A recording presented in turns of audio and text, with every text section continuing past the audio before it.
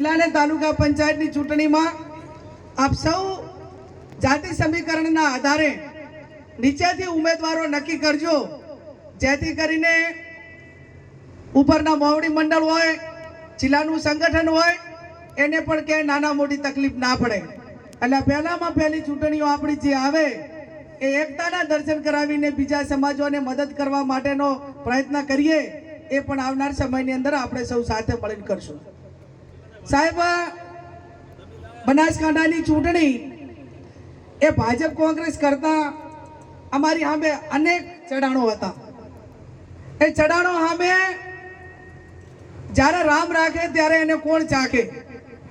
જ્યાં સદારામ બાપુના આશીર્વાદ હોય, વાગડજીના આશીર્વાદ હોય, માં નડેશ્વરી જગદંબા ધણીધર માં જગદંબા અંબાજીના આશીર્વાદ હોય, ત્યારે ખોટું કરવા વાળા કેટલા કરે? અને એટલું ચોક્કસથી સાહેબ કહીશ કે આજ બનાસકાંઠાની અંદર 3 લાખ હજારો લાખો કાર્યકરો પણ આજે પણ સામેની ચૂંટણી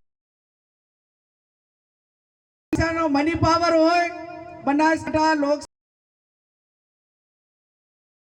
દિવસે 50,000 મત પાર્ટી કે ઠાકોર સમાજના આગેવાનો એ 50 એ વાસ્તવિકતા નજર આવે છે.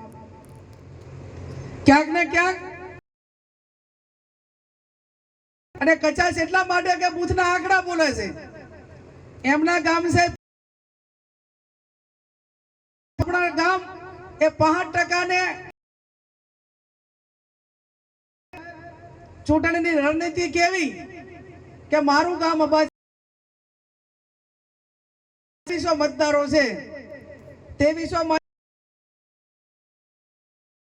ભાજપમાં ગયા. એટલે 3 જણાને 3 બૂથ ઉપર 20,000 રૂપિયા મેં કે વોટ ના મળે તો કાંઈ નહીં, પણ તા ગામમાં દે એના હાથ અને 20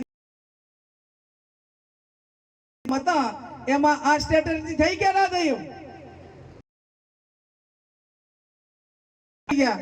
આપણા એજન્ટો હતા તો વધારે આપી દીધા, અને અથવા પછી ક્યાંક